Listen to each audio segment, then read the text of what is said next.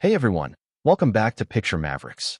Okay, so today I'm talking about this animated movie that I thought was just gonna be a silly alien invasion thing, but ended up kind of blowing my mind. It's Monsters vs. Aliens. Yeah, the 2009 one from DreamWorks. You know, the one where a giant woman teams up with a gelatinous blob and a fishman to fight off an alien with a giant robot. Yeah, that one. So let's start with the plot, real quick, just so we're all on the same page. Susan Murphy, this totally regular woman, is about to get married when, boom, a meteorite hits her and she turns huge. Like, actually giant. And instead of helping her, the government locks her up with a bunch of other monsters. We've got B.O.B., who's like this jelly bean with no brain. Dr. Cockroach, who's a mad scientist with a cockroach head. And the missing link, who's basically a sarcastic fish dude.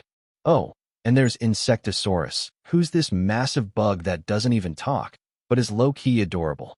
Now, here's the twist. When aliens invade Earth, the government doesn't call in soldiers or superheroes. They call the monsters. Like, these outcasts are suddenly the planet's best hope.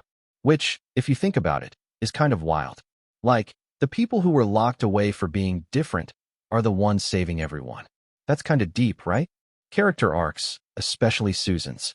Okay, let's talk about Susan.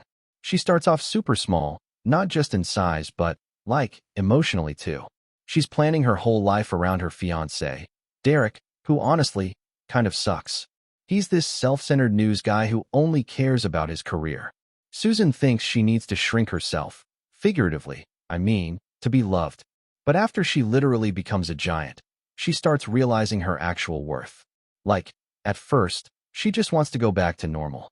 But through the battles and teamwork, she discovers she's stronger than she ever thought. Not just physically strong, but, like, emotionally independent too. And she straight up tells Derek off at the end. That part, that was chef's kiss. She's like, I'm not the same person who thought you were the best I could do. And you're just sitting there like, yes, Susan, go off. Symbolism time. Yeah, there's symbolism in this. Okay. So maybe it sounds silly to look for symbolism in a cartoon with a jelly blob voiced by Seth Rogen, but hear me out.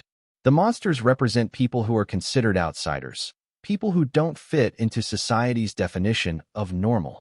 They're feared, hidden away, even though they're not evil. They're just different. And the aliens? Well, Galaxer is trying to literally copy Susan's DNA. He's this control freak who wants to clone and dominate. So maybe he represents society's pressure to conform, to take your uniqueness and flatten it into something bland and controllable. So when Susan embraces her monster side, it's like she's saying, I'd rather be powerful and different than small and ordinary. That hit me harder than I expected, honestly. Themes, like, what's the movie really saying? Don't shrink yourself for someone else. Susan's journey is all about realizing her own value and walking away from people who hold her back. Being different isn't bad. The monsters don't fit in, but they end up being the heroes. It's like the movie's saying, your weirdness might be your superpower. You don't need to go back to normal. Susan could have tried to undo everything and go back to her old life. But she chooses to move forward. That's kind of beautiful, right? My final thoughts, what hit me personally. Look, when I started watching this, I was like, okay, cool, fun cartoon, popcorn time. But it hit this emotional part of me I didn't expect. That feeling of being told you're too much or not fitting in, but then learning that the thing that made you different was actually the best part about you. Yeah, this movie shows that loud and clear. With lasers and bug monsters and a jelly guy, sure, but still. So yeah, Monsters vs. Aliens is more than just jokes and explosions.